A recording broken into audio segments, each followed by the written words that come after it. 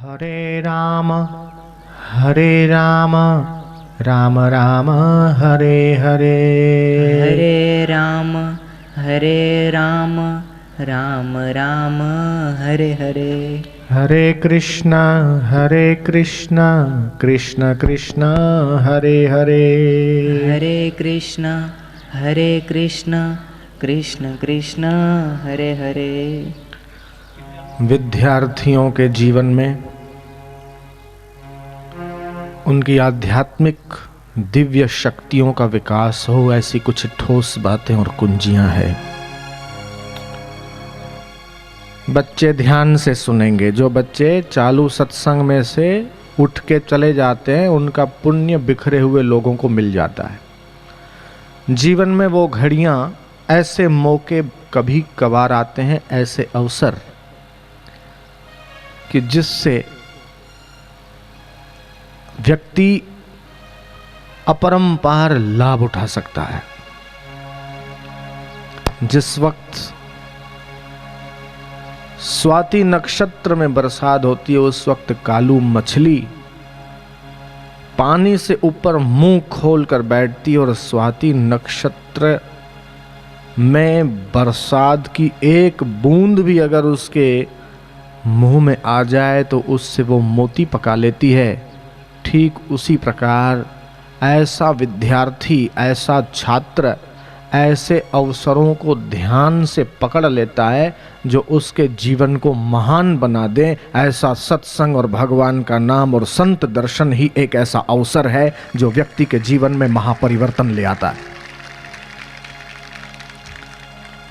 God helps those who help themselves, कि भगवान उसी को मदद करता है कि जो अपने आप को मदद करता है। महात्मा गांधी जब छोटे थे, बालक थे, उस वक्त उन्होंने एक नाटक देखा जिस नाटक का नाम था राजा हरिश्चंद्र नाटक। और उस नाटक को देखने के बाद उनके मन मस्तिष्क पर, उनके अंतःकरण पर एक ऐसा तो जादुई प्रभाव हुआ कि जिसके कारण वो एक बालक मोहन नहीं, मोहन भाई नहीं, अपितु राष्ट्रपिता महात्मा गांधी के नाम से सिर्फ भारत में ही नहीं, पूरे विश्व में प्रसिद्ध हुए हैं। ऐसे ही रविंद्रनाथ टैगोर, उनके पिताजी का नाम था देवेंद्र टैगोर। कहते हैं कि जो व्यक्ति जैसा सोचता है उसका प्रभाव उसके चित्त पर पड़ता है। जो व्यक्ति जैसा सोचता है उसका प्रभाव उसके अंदर भी पड़ता है, उसके बाहर भी पड़ता है। आस पास के समूचे वातावरण पर उसका प्रभाव पड़ता है। तो हम लोग जो सोचते हैं, दुष्ट व्यक्ति के दुष्ट विचार, साधु महात्मा के साधु विचार, सज्जनों के सज्जनता से युक्त विचार, जो जितना शांत होगा, एकाग्र होगा, चंचलता रहित होगा, समझ लेना कि वही व्यक्ति जीवन में कुछ कर सकता है। गरीब होने मात्र से व्यक्ति गरीब नहीं होता, लेकिन जिसके पास ये आध्यात्मिक बल है, अच्छे गुण हैं, अच्छा स्वभाव है, एकाग्रता है, शांति है, वो व्यक्ति आज नहीं तो कल, कल नहीं तो परसों जरूर महान बनेगा और ऊंचे कार्य करेगा। ये सिद्धांत है। तो जब यहां पर ध्यान आप करते हो, किसी अच्छे महापुरुष के द्वारा, संत के द्वारा जब ध्यान और योग की प्रक्रियाएं होती है, उस वक्त आप अपने ढंग से अकेले कमरे में बंद होकर या किसी अकेले शांत जगह पर ध्यान करते हैं, उसका एक अपना अलग प्रभाव। लेकिन महापुरुषों के सानिध्य में जब आप ध्यान और योग का अभ्यास करते हैं तो उनकी शक्ति, उनकी योग्यता और उनका एक विलक्षण प्रभाव भी आपको प्रभावित करता है और आपकी थोड़ी सी मेहनत में आप उन्नत हो जाते हैं। शास्त्र बोलते हैं कि जो व्यक्ति कमर झुकाकर बैठता है उसकी जीवन शक्ति दबी हुई रहती है, और जो कमर सीधी रखकर बैठता है, एकदम सीधे। हमने देखा है बगीचे में, खेत में आजकल प्लास्टिक के पाइप होते हैं जिनके माध्यम से पानी पिलाया जाता है। कहीं पाइप जरा सा मुड़ जाता है, दब जाता है, तो पानी का जो प्रेशर है वो भी कम हो जाता है ना। ठीक उसी प्रकार जो व्यक्ति कमर झुकाकर बैठता है, नेपोलियन या सिकंदर के जीवन की जहाँ तक मुझे याद है बात आती है कि जिस देश को या जिस राष्ट्र को वो जीतना चाहते थे, सबसे पहले सर्वे करवाते थे, अपने गुप्तचर लोग भेजते थे कि जाओ और देख कर आओ कि वहाँ के लोग कमर झुकाकर बैठते, कमर झुकाकर चलते हैं, कमर झुकाकर काम करते हैं कि सीधे बैठते हैं। और जब ये रिपोर्ट आती थी कि कमर झुकाकर बैठते हैं या काम करते हैं या चलते हैं, तो वो समझ लेते थे कि हाँ, इन लोगों को हराना तो बहुत आसान है, इन लोगों को तो परास्त कर देंगे और यहाँ तो हमारी विजय सुनिश्चित है। ऐसा मन में दृढ़ करके और फिर उस ढंग की शक्ति का या बल का वो प्रयोग करते थे। और जहाँ से ऐसी खबर आती थी कि नहीं, अमुक अमुक गांव के अमुक शहर के निवासी कमर सीधी रख कर बैठते हैं, चलते हैं, काम करते हैं, तो फिर वो ऐसा मानते थे कि नहीं, इनको थोड़ा हराना मुश्किल पड़ेगा, क्योंकि ये कमर सीधी रख के चलते हैं, इनकी बुद्धि भी बढ़िया होगी, इनका मन भी बढ़िया होगा, इनकी शक्ति भी बढ़िया होगी और इनको पराजित करना मुश्किल रहेगा। तो मेरे भाई और बहनों से मेरी ये अपील है कि आप कोई भी काम करें या बैठें तो कमर सीधी रख कर बैठें, आप देखेंगे कि आपके अंदर विलक्षण शक्ति, ऊर्जा जागृत हो रही। बातें बहुत छोटी छोटी है लेकिन बड़े काम की। कई बार सत्संग में मिलने वाली छोटी छोटी बातें भी अपने जीवन में इतनी काम करती है, इतनी काम करती है कि कब कहाँ जिंदगी के किस मोड़ पर वो सिद्धांत, वो नियम, वो सत्संग में बताई हुई युक्ति काम आ जाए और हमारे को मुक्ति दिला दे, कहना मुश्किल। जैसे केले के पात पात में पात, वैसे ही संतों की बात बात में बात। सत्संग का एक वचन भी अगर मृत्यु के समय याद आ गया तो दुर्गति असंभव है, सदगति होगी, वैकुंठ मिलेगा, भगवत धाम मिलेगा। मृत्यु के समय एक भगवान का नाम निकल गया, एक बात याद आ गई, एक वचन याद आ गया, क्योंकि एक से जिन्होंने संबंध जोड़ लिया, ऐसे महापुरुषों के श्रीमुख से निकलने वाली बात एक ईश्वर से मिलाने में सक्षम है। जिसको पेट की शिकायत हो, दाढ़ी दबा दे रोज सुबह थोड़ी देर, पेट की शिकायत नहीं रहेगी। लोग पेट साफ करने के लिए, कब्जियत की बीमारी से मुक्ति प्राप्त करने के लिए न जाने कौन कौन सी दवाइयाँ, औषधियाँ लेते हैं, लेकिन ये प्रयोग कितना सरल है, कितना सस्ता है, कितना सादा है। थोड़ी देर सुबह सुबह दाढ़ी दबा दी और पेट हल्का हो गया। नाभि में जरा सा गाय का घी, तिल का तेल, सरसों का तेल रात को डालकर सो जाइए और होठ फटना बंद हो जाएगा। लोग महंगी महंगी क्रीमें लगाते हैं, होठ पर वैसेलिन लगाते हैं, जरूरत ही नहीं।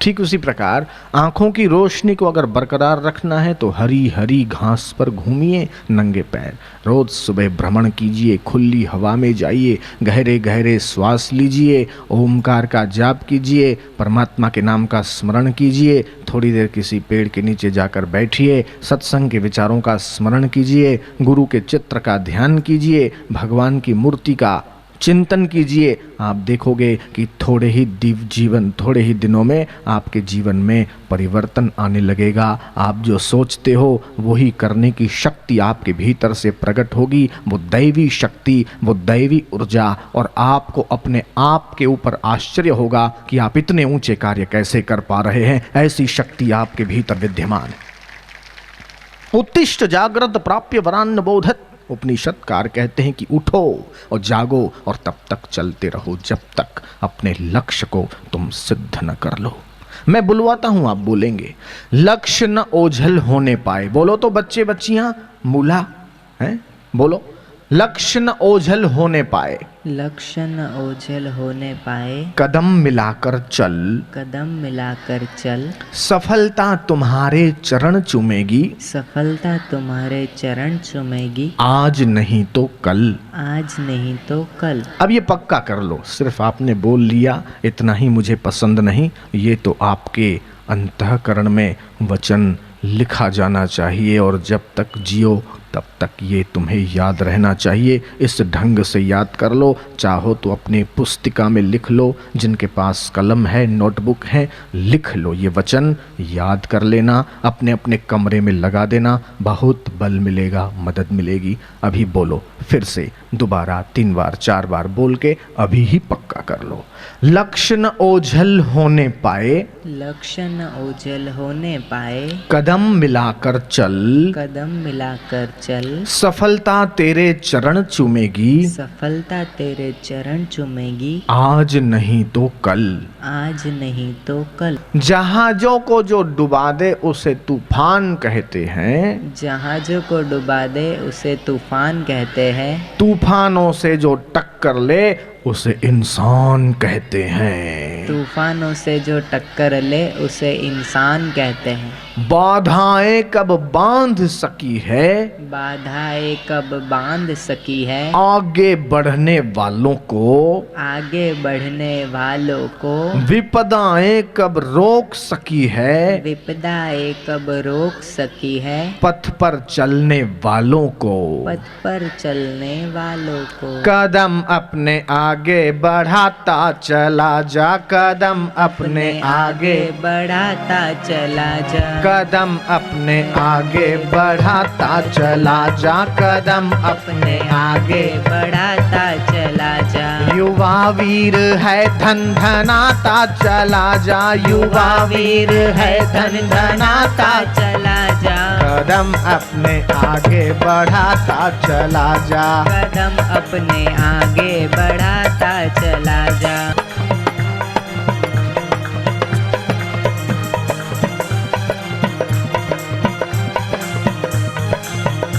12 वर्ष का प्रहलाद था। कितने वर्ष का था? 12 वर्ष का था। उम्र तो उसकी छोटी थी लेकिन बुद्धि उसकी छोटी नहीं थी, उसका विवेक छोटा नहीं था। हां, यह सच है कि वो असुर कुल में पैदा हुआ था। हिरण्यकशिपु उसका बाप था, कयाधु उसकी मां थी। प्रश्न किया गया कि असुर कुल में, बच्चे ध्यान से सुन रहे हो ना मेरी बात? ध्यान से सुनना, बड़े काम की है, बड़े काम की बात है, समझने जैसी बात है। असुर कुल में उसका जन्म हुआ और जिस कुल में वो पैदा हुआ उस कुल को उसने पवित्र किया। तो ये प्रश्न किया गया कि ये शक्ति उसके भीतर कैसे आई? यद्यपि पिता विरोधी था। खबरदार प्रहलाद, तूने अगर भगवान का नाम लिया है। विष्णु का द्वेषी था हिरण्यकशिपु। वासुदेव का नाम लेते ही उसे चिढ़ चढ़ती थी।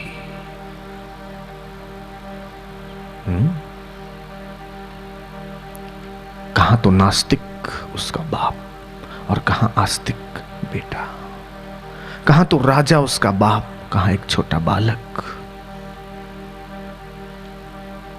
एक भगवान के नाम के प्रभाव से और उसके बल से चल रहा है। क्या था सिद्धांत उसका, पता है आपको? एक रंगों का त्योहार है, उसे क्या कहते हैं आप जानते हो? एक उमंग का त्योहार है, नाचने कूदने का त्योहार है, पिचकारियां मारने का त्योहार है। जानते हो वो क्या? ये होली किसकी वजह से मनाई जाती, कब से शुरू हुई जानते हो?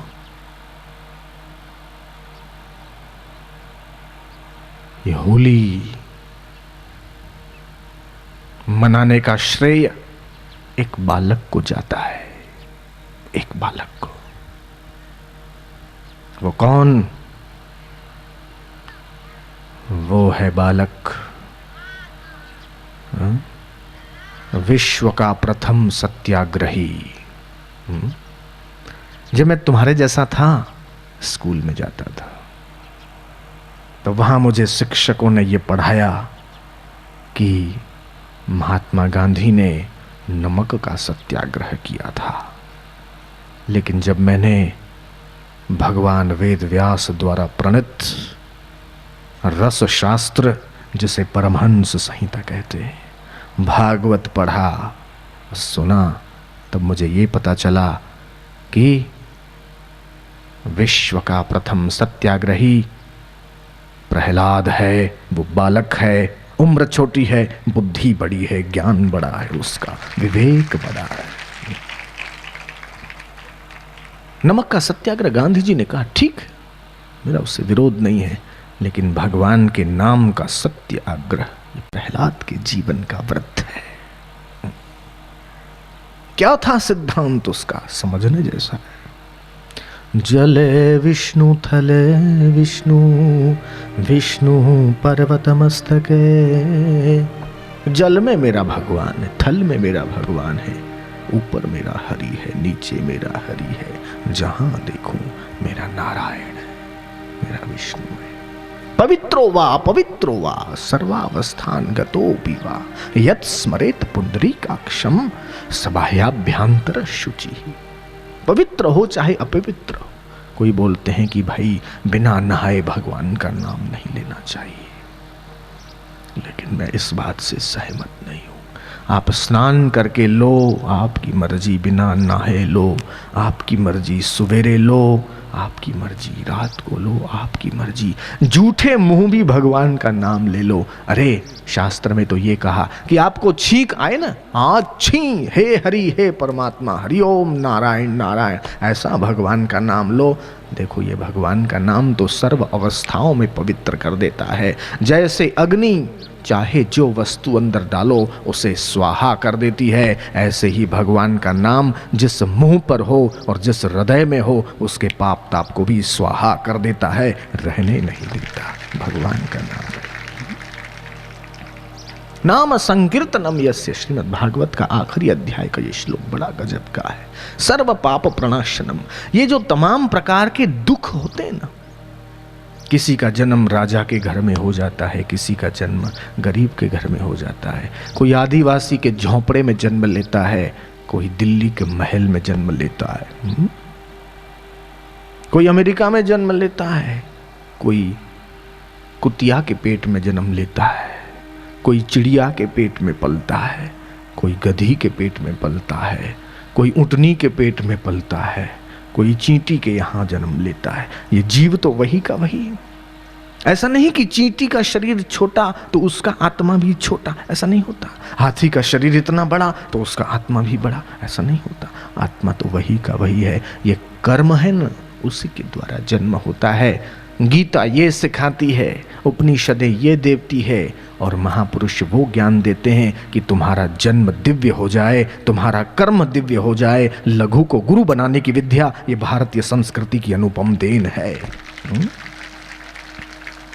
लघु की लघुता मिट जाए। Every man is the god but playing the fool. हर मनुष्य के अंदर ईश्वरीय चेतना, भगवतीय भाव है। भागती फिरती थी दुनिया जबकि तलब करते थे हम, जबकि ठुकरा दी तो बेकरार आने को है। ये फकीरों की फकीरी बातें, ये फकीरों का फकीरी अनुभव, ये सिखाती है गीता। इसलिए विश्व का सर्वश्रेष्ठ धर्म ग्रंथ गीता है। गीता सुगीता कर्तव्य। गीता सुगीता है, अच्छी गीता है, सुंदर गीता है, सरस गीता है। कर्तव्य, इसको पढ़ो, इसको विचारो, इसका स्मरण करो, चिंतन करो, अनुचिंतन करो। किमन्य ही शास्त्र विस्त्र नहीं।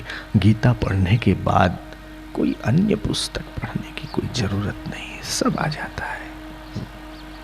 सर्वोपनिषदो गावो दोग्धा गोपाल नंदनः पार्थो वत्स सुधीर भोक्ता दुग्धे गीतामृतम महत्। सर्वोपनिषदो गावो। गाय है गाय, क्या उपनिषदें, 10,108 उपनिषदें। गाय है, दुहने वाला कौन? गोपाल नंदन है, ये मुरलीधर है, केशव है। और बछड़ा, ये मेरा सखा अर्जुन ही तो है, और क्या है। और अमृत क्या है? ये गीता है।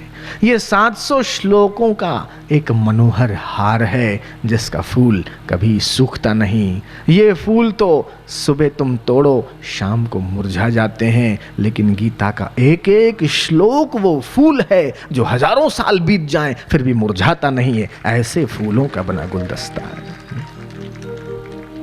गीता सर्वोपरि है। हाँ? कोई एक आदमी बताए कि गीता सांप्रदायिक ग्रंथ है। किसी संप्रदाय विशेष की बात, किसी पंथ विशेष की बात, किसी मजहब विशेष की बात, किसी गुट विशेष का,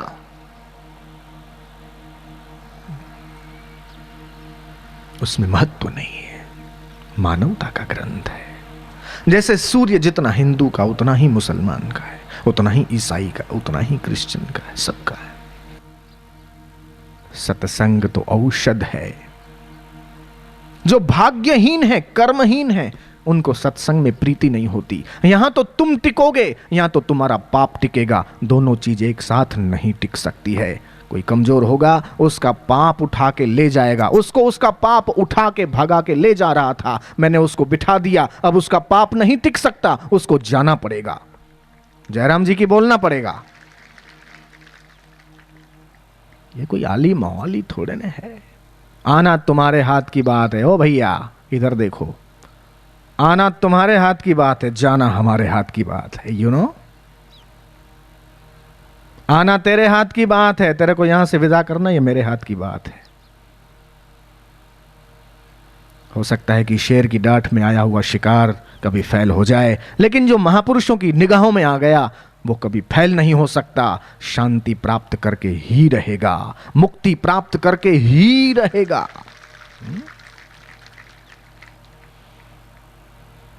सत्संग बिना सत्कर्म न सूझे, सत्कर्म बिना अनुभव कैसा। कोई नौकरी के लिए तड़पता है, कोई छोकरी के लिए तड़पता है, कोई धन के लिए तड़पता है, कोई सत्ता के लिए तड़पता है, कोई किसी के लिए तड़पता है, लेकिन जो भगवान के लिए तड़पता है वो निहाल हो जाता है। बात बाकी इस भगवान के सिवा, भगवान की भक्ति के सिवा जो कुछ भी मिला या मिलेगा वो मृत्यु के एक झटके में ही छूट जाएगा। जयराम जी की बोलना पड़ेगा। मृत्यु के एक झटके में सारा अपना पराया हो जाता है। एक आदमी आया भागता भागता, प्रभु स्वामी जी स्वामी जी स्वामी जी, वो जो तालाब था ना वो सूख गया। बोले कब सूखा? बोले अभी 2 घंटे पहले। ना झूठ बोल रहे हो, गलत बोल रहे हो, रोज थोड़ा थोड़ा थोड़ा थोड़ा वो सूख रहा था, अभी उसका सूखना पूरा हुआ। दूसरा आदमी आया, बोले महाराज महाराज महाराज, वो जो आदमी था ना वो मर गया। कब मरा? बोले सुबह। गलत बोलता है। रोज थोड़ा थोड़ा थोड़ा थोड़ा वो मर रहा था, आज सुबह उसका मरना पूरा हुआ। लेकिन आज हम किसी से पूछते हैं कि भैया क्या हाल है, तो कहते हैं कि क्या करें महाराज, हम जी रहे हैं। जी तो क्या रहे हो खुदा बख्श, तुम रोज मरे जा रहे हो। जयराम जी की एक एक पल, एक एक मिनट, एक एक सेकंड तुम मरे जा रहे हो। लेकिन पूछो किसी से कि क्या करें, जी रहे।